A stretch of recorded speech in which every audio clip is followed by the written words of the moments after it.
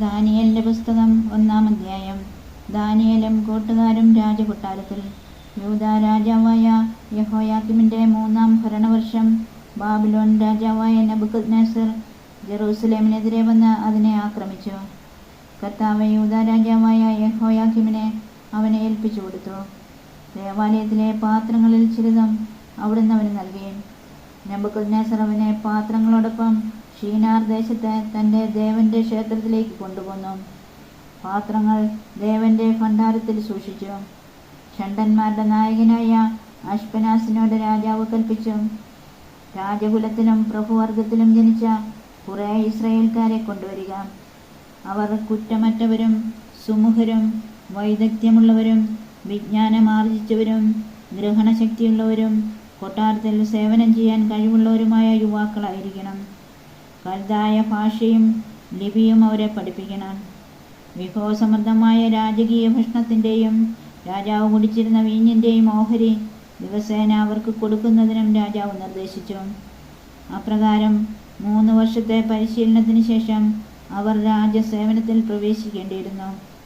ഇപ്രകാരം തിരഞ്ഞെടുക്കപ്പെട്ടവരുടെ കൂട്ടത്തിൽ യൂദാ ഗോത്രത്തിൽപ്പെട്ട ദാനിയേൽ, ഹനനിയ, മിശായേൽ, അസറിയ എന്നിവർ ഉണ്ടായിരുന്നു. കൊട്ടാര ഷണ്ഡന്മാരുടെ നായകൻ അവർക്ക് പേരുകൾ നൽകി. ദാനിയേലിനെ ബെൽത്ശസ്സർ എന്നും ഹനനിയായെ ഷദ്രാക്ക് എന്നും മിശായേലിനെ മെഷാക്ക് എന്നും അസറിയായെ അബദ്നെഗോ എന്നും വിളിച്ചു. എന്നാൽ രാജാവിൻ്റെ വിഭവസമൃദ്ധമായ ഭക്ഷണം കൊണ്ടോ അവൻ കുടിച്ചിരുന്ന വീഞ്ഞുകൊണ്ടോ മലിനനാവുകയില്ലെന്ന് ദാനിയേൽ നിശ്ചയിച്ചു. അതിനാൽ മലിനനാകാതിരിക്കാൻ തന്നെ അനുവദിക്കണമെന്ന് അവൻ ഷണ്ഡന്മാരുടെ നായകനോട് അഭ്യർത്ഥിച്ചു. ദാനിയേലിനോട് അവന് പ്രീതിയും അനുകമ്പയും തോന്നാൻ ദൈവം ഇടയാക്കി. അവൻ ദാനിയേലിനോട് പറഞ്ഞു, നിന്റെ പ്രായത്തിലുള്ള മറ്റു യുവാക്കന്മാരെക്കാൾ നീ ക്ഷീണിച്ചിരിക്കുന്നതായി നിനക്ക് ഭക്ഷണപാനീയങ്ങൾ തരാൻ നിയോഗിച്ച എൻ്റെ രാജാവ് കണ്ടേക്കുമെന്ന് ഞാൻ ഭയപ്പെടുന്നു. അങ്ങനെയായാൽ രാജസമക്ഷം എൻ്റെ ജീവൻ നീ അപകടത്തിലാക്കും. തനിക്കും ഹനനിയായ്ക്കും മിശായേലിനും അസറിയായ്ക്കും വേണ്ടി പ്രധാന ഷണ്ഡൻ നിയമിച്ചിരുന്ന വിചാരിപ്പുകാരനോട് ദാനിയേൽ പറഞ്ഞു, നിന്റെ ഈ ദാസന്മാരെ 10 ദിവസത്തേക്ക് പരീക്ഷിച്ചു നോക്കൂ. ഞങ്ങൾക്ക് സസ്യഭക്ഷണവും ജലവും മാത്രം തരിക. അതിനുശേഷം ഞങ്ങളുടെയും രാജകീയ ഭക്ഷണം കഴിക്കുന്ന യുവാക്കളുടെയും മുഖം നീ കാണുക.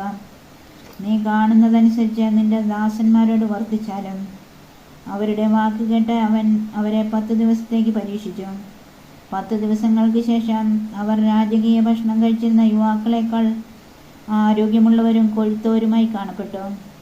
അതുകൊണ്ട് വിചാരിപ്പുകാരൻ അവരുടെ വിഭവസമൃദ്ധമായ ഭക്ഷണത്തിനും അവർ കുടിക്കേണ്ടിയിരുന്ന വീഞ്ഞിനും പകരം അവർക്ക് സസ്യഭക്ഷണം നൽകി.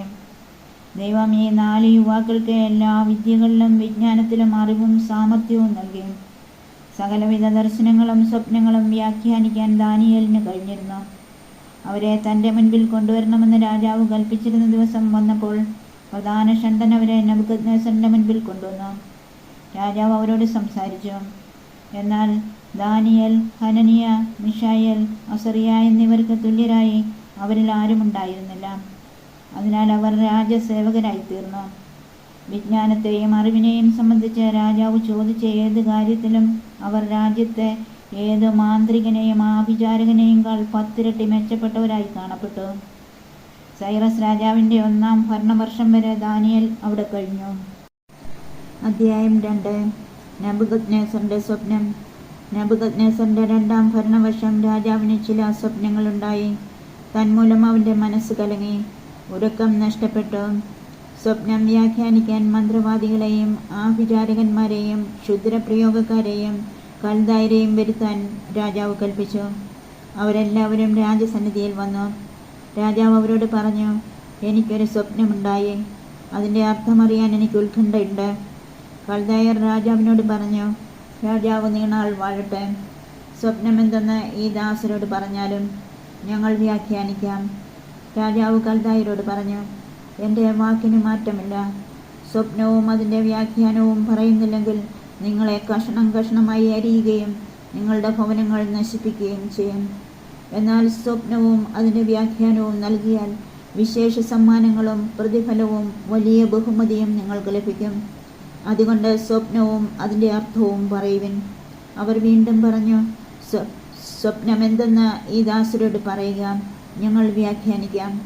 രാജാവ് പറഞ്ഞു, നിങ്ങൾ കൂടുതൽ സമയം ലഭിക്കാൻ ശ്രമിക്കുകയാണെന്ന് എനിക്കറിയാം. എൻ്റെ വാക്കിനിളക്കമില്ലെന്ന് നിങ്ങൾക്കറിയാം.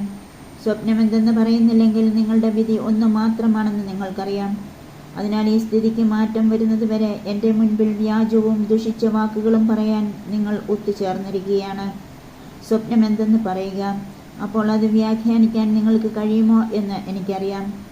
കൽദായർ രാജാവിനോട് പറഞ്ഞു, രാജഹിതം നിറവേറ്റാൻ കഴിയുന്ന ഒരുവനും ഭൂമുഖത്തില്ല. ശ്രേഷ്ഠനും ശക്തനുമായ ഒരു രാജാവും ഇത്തരമൊരു കാര്യം ഒരു മാന്ത്രികനോടോ ആഭിചാരകനോടോ കൽദായനോടോ ആവശ്യപ്പെട്ടിട്ടില്ല. രാജാവ് ആവശ്യപ്പെടുന്ന കാര്യം ദുഷ്കരമാണ്. അത് വ്യക്തമാക്കി തരാൻ ദേവന്മാർക്കല്ലാതെ ആർക്കും സാധിക്കുകയില്ല. അവരാകട്ടെ മനുഷ്യരുടെ ഇടയിലില്ല താനും. ഇത് കേട്ട രാജാവ് അത്യന്തം കോപാക്രാന്തനായി ബാബിലോണിലെ ജ്ഞാനികളെയെല്ലാം നശിപ്പിക്കാൻ കൽപ്പിച്ചു. ജ്ഞാനികളെയെല്ലാം വധിക്കണമെന്ന കൽപ്പന പുറപ്പെട്ടു. അതിനാൽ ദാനിയേലിനെയും കൂട്ടുകാരെയും കൊല്ലേണ്ടതിന് അവർ അന്വേഷിച്ചു. ബാബിലോണിലെ ജ്ഞാനികളെയെല്ലാം വധിക്കാൻ പുറപ്പെട്ട രാജസേനാനിയായ അരിയോക്കിനോട് ദാനിയേൽ ബുദ്ധിപൂർവമായും വിവേകത്തോടു കൂടിയും ചോദിച്ചു, എന്തുകൊണ്ടാണ് രാജകൽപ്പന ഇത്ര ക്രൂരമായിരിക്കുന്നത്? അരിയോക്ക് ദാനിയേലിനെ കാര്യം ധരിപ്പിച്ചു. ദാനിയേൽ രാജസന്നിധിയിലെത്തി സ്വപ്നം വ്യാഖ്യാനിക്കാൻ തനിക്ക് സമയം അനുവദിക്കണമെന്ന് അപേക്ഷിച്ചു. പിന്നീട് ദാനിയേൽ വാസസ്ഥലത്ത് ചെന്ന് തൻ്റെ സ്നേഹിതരായ ഹനനിയായെയും മിഷായേലിനെയും അസറിയായെയും കാര്യം അറിയിച്ചു. ബാബിലോണിലെ മറ്റു ജ്ഞാനികളോടൊപ്പം താനും കൂട്ടുകാരും നശിക്കാതിരിക്കേണ്ടതിന് ഈ രഹസ്യത്തെപ്പറ്റി സ്വർഗസ്നായ ദൈവത്തിൻ്റെ കരുണ യാചിക്കണമെന്ന് ദാനിയേൽ അവരോട് ആവശ്യപ്പെട്ടു. രാത്രിയിൽ ഒരു ദർശനത്തിൽ ദാനിയേലിന് രഹസ്യം വെളിപ്പെട്ടു. അപ്പോൾ അവൻ സ്വർഗസ്നായ ദൈവത്തെ സ്തുതിച്ചു. അവൻ പറഞ്ഞു, ദൈവത്തിൻ്റെ നാമം എന്നെന്നും വാഴ്ത്തപ്പെടട്ടെ. ജ്ഞാനവും ശക്തിയും അവിടുത്തേതാണ്. സമയങ്ങളുടെയും കാലങ്ങളുടെയും മാറ്റം അവിടുന്ന് നിശ്ചയിക്കുന്നു. രാജാക്കന്മാരെ നീക്കുന്നതും വീണ്ടും പ്രതിഷ്ഠിക്കുന്നതും അവിടുന്നാണല്ലോ. ജ്ഞാനിക്ക് ജ്ഞാനവും അറിവുള്ളവന് അറിവും പ്രദാനം ചെയ്യുന്നത് അവിടുന്നാണ്. അഗാധവും അജ്ഞേയവുമായ കാര്യങ്ങൾ അവിടുന്ന് വെളിപ്പെടുത്തുന്നു. അന്ധകാരത്തിൽ മറഞ്ഞിരിക്കുന്നത് എന്താണെന്ന് അവിടുന്ന് അറിയുന്നു. പ്രകാശം അവിടുത്തോടൊപ്പം വസിക്കുന്നു. എൻ്റെ പിതാക്കന്മാരുടെ ദൈവമേ, ഞാൻ അങ്ങേക്ക് നന്ദി പറയുന്നു, അങ്ങയെ സ്തുതിക്കുന്നു. അങ്ങെനിക്ക് ജ്ഞാനവും ശക്തിയും നൽകി. ഞങ്ങൾ അപേക്ഷിച്ചത് അവിടുന്ന് എന്നെ അറിയിച്ചു. രാജാവിൻ്റെ സ്വപ്നം അങ്ങ് ഞങ്ങൾക്ക് വെളിപ്പെടുത്തി. ബാബിലോണിലെ ജ്ഞാനികളെ നശിപ്പിക്കാൻ രാജാവ് നിയമിച്ചിരുന്ന അരിയോക്കിനെ സമീപിച്ച് ദാനിയേൽ പറഞ്ഞു, ബാബിലോണിലെ ജ്ഞാനികളെ നശിപ്പിക്കരുത്. എന്നെ രാജസന്നിധിയിൽ കൊണ്ടുപോകാം. ഞാൻ രാജാവിൻ്റെ സ്വപ്നം വ്യാഖ്യാനിക്കാം. അരിയോക്ക് ഉടൻ തന്നെ ദാനിയേലിനെ രാജസന്നിധിയിൽ കൊണ്ടുചെന്നു പറഞ്ഞു, രാജാവിൻ്റെ സ്വപ്നം വ്യാഖ്യാനിക്കാൻ കഴിവുള്ള ഒരുവനെ യൂദായിൽ നിന്നുള്ള പ്രവാസികളുടെ ഇടയിൽ ഞാൻ കണ്ടെത്തിയിരിക്കുന്നു. ബെൽതെശാസർ എന്നു പേരുള്ള ദാനിയേലിനോട് രാജാവ് ചോദിച്ചു, ഞാൻ കണ്ട സ്വപ്നവും അതിൻ്റെ വ്യാഖ്യാനവും വെളിപ്പെടുത്താൻ നിനക്ക് കഴിയുമോ? ദാനിയേൽ പറഞ്ഞു, ഒരു ജ്ഞാനിക്കും ആഭിചാരകനും മാന്ത്രികനും ജ്യോത്സ്യനും രാജാവ് ആവശ്യപ്പെട്ട രഹസ്യം വെളിപ്പെടുത്താനാവില്ല. എന്നാൽ രഹസ്യങ്ങൾ വെളിപ്പെടുത്തുന്ന ഒരു ദൈവം സ്വർഗത്തിലുണ്ട്. അവിടുന്ന് ഭാവിയിൽ സംഭവിക്കാനിരിക്കുന്ന കാര്യങ്ങൾ നെബൂഖദ്നേസർ രാജാവിനെ വെളിപ്പെടുത്തിയിരിക്കുന്നു. നിന്റെ സ്വപ്നവും കിടക്കയിൽ വെച്ചുണ്ടായ ദർശനങ്ങളും ഇവയാണ്. രാജാവേ, ഭാവിയിൽ സംഭവിക്കാനിരിക്കുന്നവയെപ്പറ്റി ചില ചിന്തകൾ കിടക്കയിലായിരിക്കുമ്പോൾ നിനക്കുണ്ടായി. രഹസ്യങ്ങൾ വെളിപ്പെടുത്തുന്നവൻ വരാനിരിക്കുന്ന കാര്യങ്ങൾ നിന്നെ അറിയിച്ചിരിക്കുന്നു. ഈ രഹസ്യം എനിക്ക് വെളിപ്പെടുത്തിയത് ജീവിച്ചിരിക്കുന്ന മറ്റാരെയേക്കാൾ കൂടുതലായ ജ്ഞാനം എനിക്കുള്ളത് കൊണ്ടല്ല. പ്രത്യുത രാജാവ് വ്യാഖ്യാനം അറിയേണ്ടതിനും മനസ്സിലുള്ള വിചാരങ്ങൾ ഗ്രഹിക്കേണ്ടതിനുമാണ്. രാജാവേ, നീ വലിയ ഒരു പ്രതിമ കണ്ടു. തിളങ്ങുന്ന വലിയ പ്രതിമ നിന്റെ മുൻപിൽ നിന്നു. അതിൻ്റെ രൂപം ഭയങ്കരമായിരുന്നു. ആ പ്രതിമയുടെ ശിരസ് തങ്കം കൊണ്ടും മാറിടവും കരങ്ങളും വെള്ളി കൊണ്ടും വയറും തുടകളും ഓടുകൊണ്ടും കാലുകൾ ഇരുമ്പ് കൊണ്ടുമായിരുന്നു. പാദങ്ങൾ ഇരുമ്പും കളിമണ്ണും ചേർന്നതും. നീ നോക്കിക്കൊണ്ടിരിക്കെ ഒരു കല്ല് ആരും തൊടാതെ അടർന്നു വന്ന് ബിംബത്തിൻ്റെ ഇരുമ്പും കളിമണ്ണും ചേർന്ന പാദങ്ങളിൽ പതിച്ച് അതിനെ ഛിന്ന ഭിന്നമാക്കി. ഇരുമ്പും കളിമണ്ണും ഓടും വെള്ളിയും സ്വർണവുമെല്ലാം ഒന്നുപോലെ പൊടിഞ്ഞ് വേനൽക്കാലത്ത് മെതിക്കളത്തിലെ പതിര് പോലെയായി. അവയുടെ ഒരു തരി പോലും കാണാനില്ലാത്ത വിധം കാറ്റ് അവയെ പറത്തിക്കൊണ്ടുപോയി. പ്രതിമ തകർത്ത കല്ലാകട്ടെ ഒരു മഹാപർവ്വതമായി തീർന്ന് ഭൂമി മുഴുവൻ നിറഞ്ഞു. ഇതായിരുന്നു സ്വപ്നം. ഞങ്ങളിതിൻ്റെ വ്യാഖ്യാനവും നിന്നോട് പറയാം. രാജാവേ, രാജാതിരാജനായ നിനക്ക് സ്വർഗസ്നായ ദൈവം അധികാരവും ശക്തിയും മഹത്വവും നൽകി. എല്ലായിടത്തുമുള്ള മനുഷ്യമക്കളെയും വന്യമൃഗങ്ങളെയും ആകാശപ്പറവുകളെയും അടക്കി ഭരിക്കാൻ ദൈവം നിന്നെ ഏൽപ്പിച്ചു. സ്വർണം കൊണ്ടുള്ള തല നീ തന്നെ. നിനക്ക് ശേഷം നിന്റേതിനേക്കാൾ പ്രതാപം കുറഞ്ഞ ഒരു സാമ്രാജ്യമുണ്ടാകും. മൂന്നാമതാകട്ടെ ഭൂമി മുഴുവൻ അടക്കി ഭരിക്കുന്ന ഓടുകൊണ്ടുള്ള സാമ്രാജ്യവും. നാലാമത് ഇരുമ്പ് പോലെ ശക്തിയുള്ള രാജ്യമാണ്. ഇരുമ്പ് എല്ലാ വസ്തുക്കളെയും തകർത്ത് തരിപ്പണമാക്കുന്നു. ഞെരിച്ച് തകർക്കുന്ന ഇരുമ്പ് പോലെ അത് എല്ലാറ്റിനെയും തകർത്ത് ഞെരിക്കും. നീ കണ്ട പാദങ്ങളും വിരലുകളും ഭാഗികമായി കുശവന്റെ കളിമണ്ണും ഭാഗികമായി ഇരുമ്പും കൊണ്ടായിരുന്നത് പോലെ അതൊരു വിഭക്ത രാജ്യമായിരിക്കും. എന്നാൽ ഉടഞ്ഞു പോകുന്ന കളിമണ്ണിനോട് ഇരുമ്പ് ചേർക്കപ്പെട്ടിരുന്നതായി നീ ദർശിച്ചതുപോലെ ഇരുമ്പിൻ്റെ ഉറപ്പ് അതിനും ഭാഗികമായി ഉണ്ടായിരിക്കും. വിരലുകൾ ഭാഗികമായി ഇരുമ്പും കളിമണ്ണുമായിരുന്നത് പോലെ രാജ്യവും ഭാഗികമായി ശക്തവും ഭാഗികമായി ദുർബലവുമായിരിക്കും. ഉറപ്പില്ലാത്ത കളിമണ്ണിനോട് ഇരുമ്പ് ചേർക്കപ്പെട്ടതായി നീ കണ്ടതുപോലെ അവർ വിവാഹത്തിൽ പരസ്പരം ഇടകലരും. പക്ഷേ ഇരുമ്പ് കളിമണ്ണുമായി കലരാത്തതുപോലെ അവരും തമ്മിൽ ചേരുകയില്ല. ആ രാജാക്കന്മാരുടെ നാളുകളിൽ ഒരിക്കലും നശിപ്പിക്കപ്പെടാത്തതും പരമാധികാരം മറ്റൊരു ജനതയ്ക്കും വിട്ടുകൊടുക്കാത്തതുമായ ഒരു രാജ്യം സ്വർഗസ്നായ ദൈവം പടുത്തുയർത്തും. മേൽപ്പറഞ്ഞ രാജ്യങ്ങളെയെല്ലാം തകർത്ത് ഇല്ലാതാക്കിയത് എന്നേക്കും നിലനിൽക്കും. മലമുകളിൽ നിന്ന് ആരും തൊടാതെ കല്ല് അടർന്നു വരുന്നതും ഇരുമ്പും ഓടും കളിമണ്ണും വെള്ളിയും സ്വർണവും ഇടിച്ചു പൊടിയാക്കുന്നതും നീ ദർശിച്ചതുപോലെ തന്നെ ഉന്നതനായ ദൈവമാണ് ഭാവി കാര്യങ്ങൾ നിനക്ക് വെളിപ്പെടുത്തിയിരിക്കുന്നത്. സ്വപ്നം തീർച്ചയായും ഇതുതന്നെ, വ്യാഖ്യാനത്തിനും മാറ്റമില്ല. അപ്പോൾ നെബൂഖദ്നേസർ രാജാവ് സാഷ്ടാംഗം വീണ് ദാനിയേലിനെ വന്ദിച്ചു. കാഴ്ചയും ധൂപവും അവന് വേണ്ടി അർപ്പിക്കാൻ കൽപ്പിക്കുകയും ചെയ്തു. രാജാവ് ദാനിയേലിനോട് പറഞ്ഞു, നിന്റെ ദൈവം സത്യമായും ദേവന്മാരുടെ ദൈവവും രാജാക്കന്മാരുടെ കർത്താവും രഹസ്യങ്ങൾ വെളിപ്പെടുത്തുന്നവനുമാണ്. എന്തെന്നാൽ ഈ രഹസ്യം വെളിപ്പെടുത്താൻ നിനക്ക് കഴിഞ്ഞിരിക്കുന്നു. രാജാവ് ഉന്നത ബഹുമതികളും വിലപ്പെട്ട സമ്മാനങ്ങളും ദാനിയേലിന് കൊടുത്തു. അവനെ ബാബിലോൺ പ്രവിശ്യയുടെ ഭരണകർത്താവും ബാബിലോണിലെ എല്ലാ ജ്ഞാനികളുടെയും തലവനുമായി നിയമിക്കുകയും ചെയ്തു. ശദ്രാക്, മെഷാക്, അബദ്നെഗോ എന്നിവരെ ദാനിയേലിൻ്റെ അപേക്ഷയനുസരിച്ച് അവൻ ബാബിലോൺ പ്രവിശ്യയുടെ ചുമതല ഏൽപ്പിച്ചു. ദാനിയേൽ രാജകൊട്ടാരത്തിൽ വസിച്ചു. അധ്യായം 3. 3 യുവാക്കന്മാർ തീച്ചുളയിൽ. നെബൂഖദ്നേസർ രാജാവ് 60 മുഴം ഉയരവും 6 മുഴം വണ്ണവുമുള്ള ഒരു സ്വർണ്ണ വിഗ്രഹമുണ്ടാക്കി. ബാബിലോൺ ദേശത്തെ ദൂര താഴ്വരയിൽ അവനത് സ്ഥാപിച്ചു. താൻ നിർമ്മിച്ച പ്രതിമയുടെ പ്രതിഷ്ഠയ്ക്ക് പ്രധാന ദേശാധിപതികളെയും സ്ഥാനപതികളെയും നാടുവാഴികളെയും ഉപദേശകരെയും ഭണ്ഡാരം വിചാരിപ്പുകാരെയും ന്യായാധിപന്മാരെയും നിയമജ്ഞരെയും ദേശത്തുള്ള സകല സ്ഥാനികളെയും വിളിച്ചുകൂട്ടാൻ നെബൂഖദ്നേസർ ആളയച്ചു.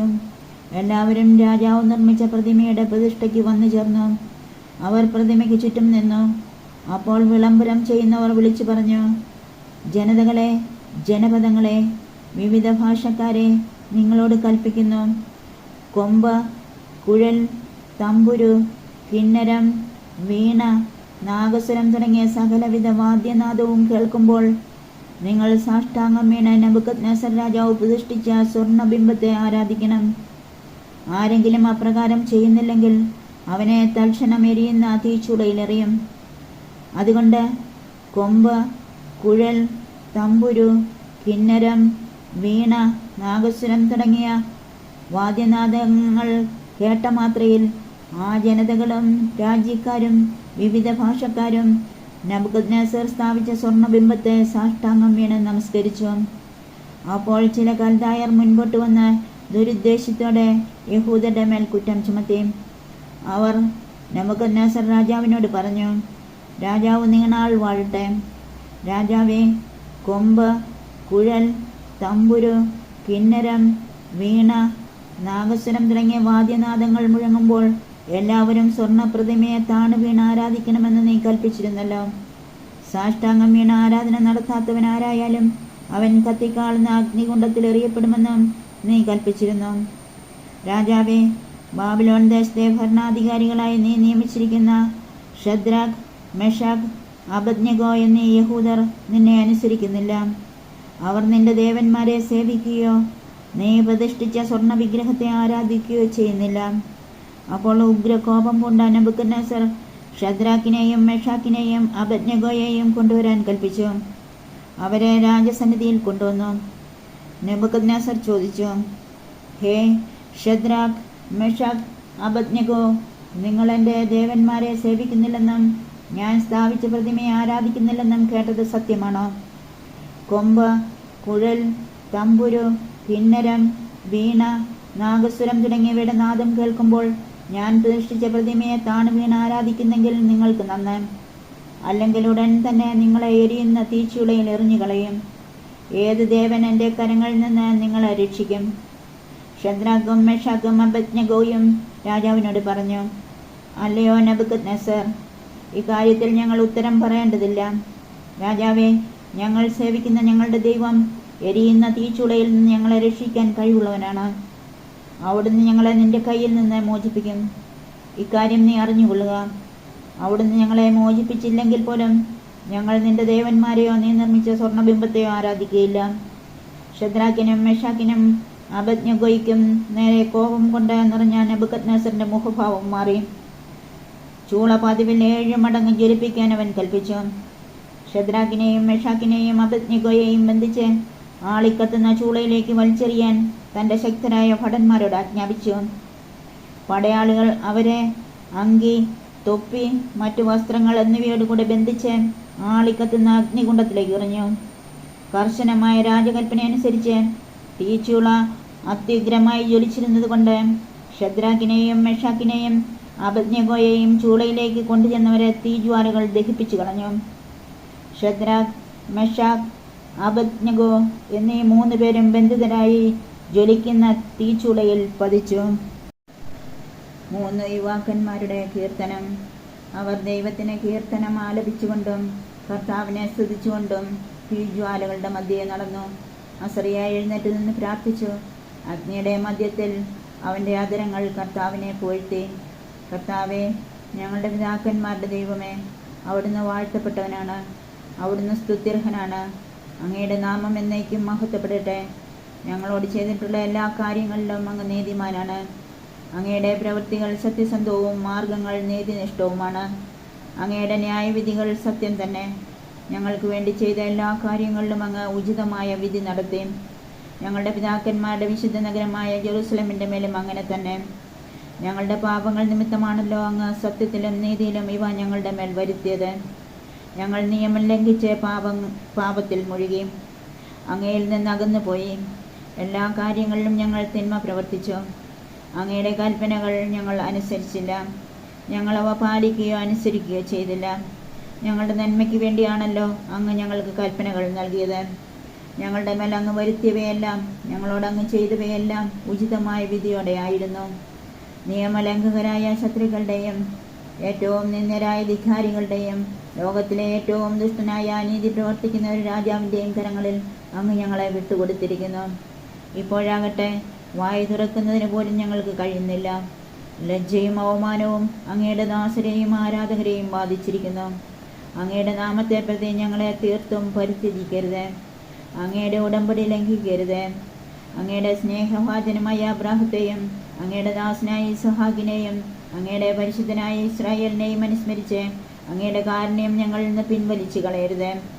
ആകാശത്തിലെ നക്ഷത്രങ്ങൾ പോലെയും കടൽ തീരത്തെ മണൽ പോലെയും അവരുടെ സന്തതികളെ വർദ്ധിപ്പിക്കുമെന്ന് അങ്ങ് വാഗ്ദാനം ചെയ്തിട്ടുണ്ടല്ലോ. കർത്താവെ, ഞങ്ങൾ മറ്റേതൊരു ജനതയേക്കാൾ എണ്ണത്തിൽ കുറവായി. ഞങ്ങളുടെ പാപങ്ങൾ നിമിത്തം ഞങ്ങൾ ഇപ്പോഴിതാ ലോകത്തിലേറ്റവും നിന്ദ്യരായിരിക്കുന്നു. ഇക്കാലത്ത് രാജാവോ പ്രവാചകനോ നായകനോ ദഹനബലിയോ മറ്റു ബലികളോ അർച്ചനയോ ധൂപമോ ഞങ്ങൾക്കില്ല. അങ്ങേക്ക് ബലിയർപ്പിക്കുന്നതിനോ അങ്ങയുടെ കാരുണ്യം തേടുന്നതിനോ ഒരിടവും ഞങ്ങൾക്കില്ല. പക്ഷേ മുട്ടാടുകളും കാളുകളും 10,000-കണക്കിന് ആടുകളും കൊണ്ടുള്ള ബലിയാൽ എന്ന പോലെ പശ്ചാത്താപവിവശമായ ഹൃദയത്തോടും വിനീത മനസ്സോടും കൂടെ അങ്ങയെ സമീപിക്കുന്ന ഞങ്ങളെ സ്വീകരിക്കണമേ. ഇന്ന് അങ്ങയുടെ സന്നിധിയിൽ ഞങ്ങളുടെ ബലി ഇങ്ങനെയാണ്. ഞങ്ങൾ പൂർണ്ണ ഹൃദയത്തോടെ അങ്ങയെ അനുഗമിക്കും. എന്നാൽ അങ്ങയിൽ ആശ്രയിക്കുന്ന ആരും ലജ്ജിക്കേണ്ടി വരികയില്ല. ഇപ്പോൾ പൂർണ്ണ ഹൃദയത്തോടെ ഞങ്ങൾ അങ്ങയെ അനുഗമിക്കുന്നു. ഞങ്ങൾ അങ്ങയെ ഭയപ്പെടുകയും അങ്ങയുടെ മുഖം തേടുകയും ചെയ്യുന്നു. ഞങ്ങൾ ലജ്ജിക്കാനിടയാക്കരുത്. അങ്ങയുടെ അനന്തകാരുണ്യത്തിനും ക്ഷമയ്ക്കും അനുസൃതമായി ഞങ്ങളോട് വർത്തിക്കണമേ. അങ്ങയുടെ അത്ഭുത പ്രവൃത്തികൾക്കൊത്ത ഞങ്ങൾക്ക് മോചനം നൽകണമേ. കർത്താവേ, അങ്ങയുടെ നാമത്തിന് മഹത്വം നൽകണമേ. അങ്ങയുടെ ദാസരെ ഉപദ്രവിക്കുന്നവർ ലജ്ജിതരാകട്ടെ. അവർ അവമാനിതരും അധികാരവും ആധിപത്യവും നഷ്ടപ്പെട്ടവരുമാകട്ടെ. അവരുടെ ശക്തി ക്ഷയിച്ചു പോകട്ടെ. അഖില ലോകത്തിനും മേൽ മഹത്വപൂർണ്ണനും ഏക ദൈവവുമായ കർത്താവ് അങ്ങാണെന്ന് അവർ അറിയട്ടെ. അവരെ തീച്ചൂളയിലെറിഞ്ഞ രാജസേവകന്മാർ ഗന്ധകവും കീലും ചണച്ചവറും വിറകും ഇട്ട് തീച്ചൂളയെ ഉജ്ജ്വലിപ്പിക്കുന്നതിൽ നിന്ന് പിന്മാറിയില്ല.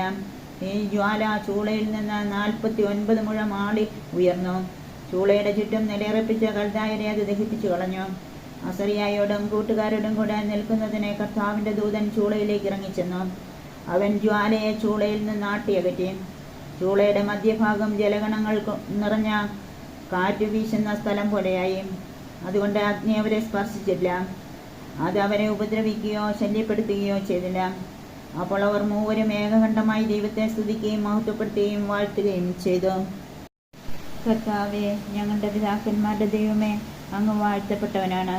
അങ്ങ് എന്നുമെന്നും സ്തുത്യർഹനും അത്യുന്നതനുമാണ്. അങ്ങയുടെ മഹത്വപൂർണ്ണമായ പരിശുദ്ധ നാമം വാഴ്ത്തപ്പെടട്ടെ. അതേക്കാലവും എല്ലാറ്റിനും ഉപരി മഹത്വപ്പെടുകയും സ്തുതിക്കപ്പെടുകയും ചെയ്യട്ടെ. പരിശുദ്ധിയും മഹത്വവും നിറഞ്ഞു തുളുമ്പുന്ന അങ്ങയുടെ ആലയത്തിൽ അങ്ങ് വാഴ്ത്തപ്പെടട്ടെ. അങ്ങ് എന്നെന്നും പുകഴ്ത്തപ്പെടുകയും അത്യധികം മഹത്വപ്പെടുകയും ചെയ്യട്ടെ. കെരൂബുകളുടെ മേലിരുന്ന അഗാധങ്ങളെ വീക്ഷിക്കുന്ന അങ്ങ് വാഴ്ത്തപ്പെടട്ടെ. അങ്ങ് എന്നേക്കും സ്തുതിക്കപ്പെടുകയും അത്യധികം വാഴ്ത്തപ്പെടുകയും ചെയ്യട്ടെ. രാജകീയ സിംഹാസനത്തിൽ ഉപവിഷ്ടനായിരിക്കുന്ന അങ്ങ് വാഴ്ത്തപ്പെട്ടവനാണ്. അങ്ങ് എന്നെന്നും പുകഴ്ത്തപ്പെടുകയും അത്യധികം ഉന്നതനായിരിക്കുകയും ചെയ്യട്ടെ. ആകാശവിധാനത്തിൽ അങ്ങ് വാഴ്ത്തപ്പെട്ടവനാണ്. അനന്തമായ സ്തുതിക്കും മഹിമയ്ക്കും അർഹനാണ്. കർത്താവിൻ്റെ സൃഷ്ടികളെ അവിടുത്തെ വാഴ്ത്തുവിൻ. അവിടുത്തേക്ക് സ്തുതി പാടുവിൻ. എന്നേക്കും അവിടുത്തെ പാടി പുകഴ്ത്തുവിൻ. ആകാശങ്ങളെ കർത്താവിനെ പുകഴ്ത്തുവിൻ. എന്നേക്കും അവിടുത്തെ പാടി പുകഴ്ത്തുവിൻ. കർത്താവിൻ്റെ ദൂതന്മാരെ അവിടുത്തെ വാഴ്ത്തുവിൻ. എന്നേക്കും അവിടുത്തെ പാടി പുകഴ്ത്തുവിൻ. ആകാശത്തിന് മുകളിലുള്ള ജലസഞ്ചയമേ കർത്താവിനെ വാഴ്ത്തുവിൻ. എന്നേക്കും അവിടുത്തെ പാടി പുകഴ്ത്തുവിൻ. ആധിപത്യങ്ങളെ കർത്താവിനെ വാഴ്ത്തുവിൻ. എന്നേക്കും അവിടുത്തെ പാടി പുകഴ്ത്തുവിൻ. സൂര്യനും ചന്ദ്രനും കർത്താവിനെ വാഴ്ത്തുവിൻ. എന്നേക്കും അവിടുത്തെ പാടി പുകഴ്ത്തുവിൻ. ആകാശത്തിലെ നക്ഷത്രങ്ങളെ കർത്താവിനെ വാഴ്ത്തുവിൻ. എന്നേക്കും അവിടുത്തെ പാടി പുകഴ്ത്തുവിൻ.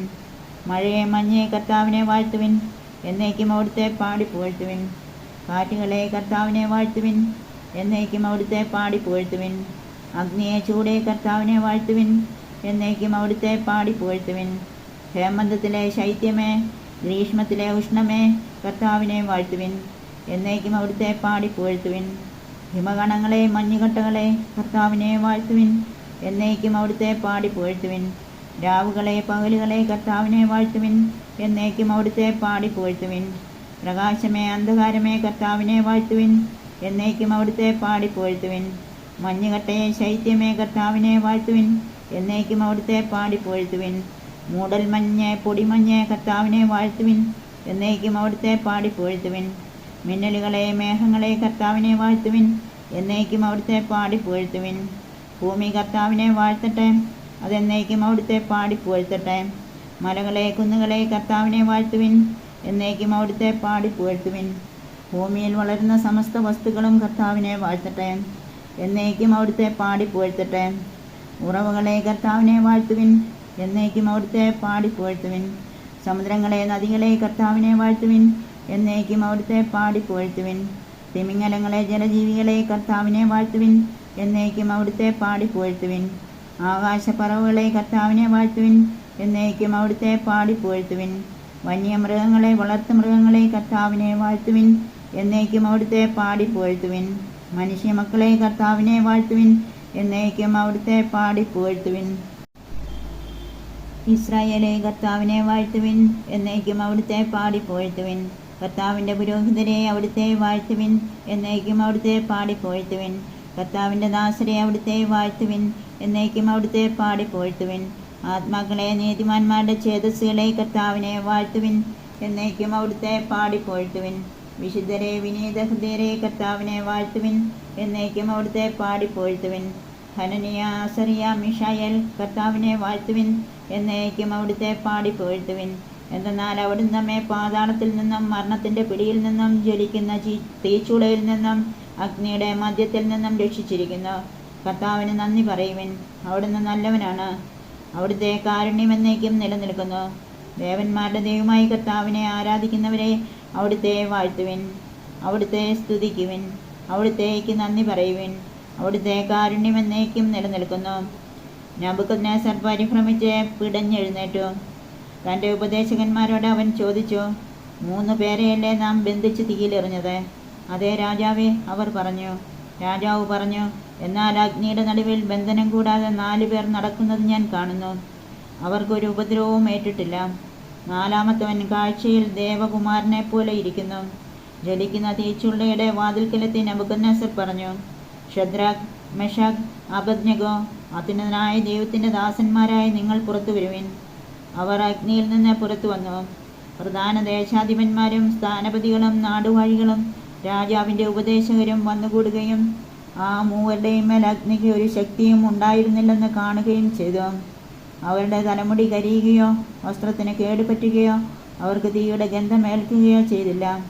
നെബൂഖദ്നേസർ പറഞ്ഞു, ശദ്രാക്കിൻ്റെയും മെഷാക്കിൻ്റെയും അബദ്നെഗോയുടെയും ദൈവം വാഴ്ത്തപ്പെടട്ടെ. സ്വന്തം ദൈവത്തെ അല്ലാതെ മറ്റൊരു ദേവനെയും ആരാധിക്കുകയോ സേവിക്കുകയോ ചെയ്യുന്നതിനേക്കാൾ സ്വശരീരങ്ങളെ പീഡനത്തിന് വിട്ടുകൊടുക്കുന്നതിനും രാജകൽപ്പനയെപ്പോലും അവഗണിക്കുന്നതിനും തക്കവിധം തന്നിൽ ആശ്രയിച്ച തൻ്റെ ദാസന്മാരെ അവിടുന്ന് സ്വന്തം ദൂതനെ അയച്ച് മോചിപ്പിച്ചുവല്ലോ. അതുകൊണ്ട് ഞാനിതാ ഒരു കൽപ്പന പുറപ്പെടുവിക്കുന്നു. ശദ്രാക്കിൻ്റെയും മെഷാക്കിൻ്റെയും അബദ്നെഗോയുടെയും ദൈവത്തിനെതിരെ എന്തെങ്കിലും പറയുന്ന ജനതകളെയും ജനപദങ്ങളെയും ഭാഷക്കാരെയും കഷ്ണം കഷ്ണമായി ചീന്തിക്കളയും. അവരുടെ ഭവനങ്ങൾ നിലംപരിശാക്കും. എന്തെന്നാൽ ഈ വിധത്തിൽ രക്ഷിക്കാൻ കഴിവുള്ള വേറൊരു ദേവനില്ല. രാജാവ് ശദ്രാക്കിനെയും മെഷാക്കിനെയും അബദ്നെഗോയെയും ബാബിലോൺ പ്രവിശ്യയിൽ ഉന്നത സ്ഥാനങ്ങളിൽ നിയമിച്ചു.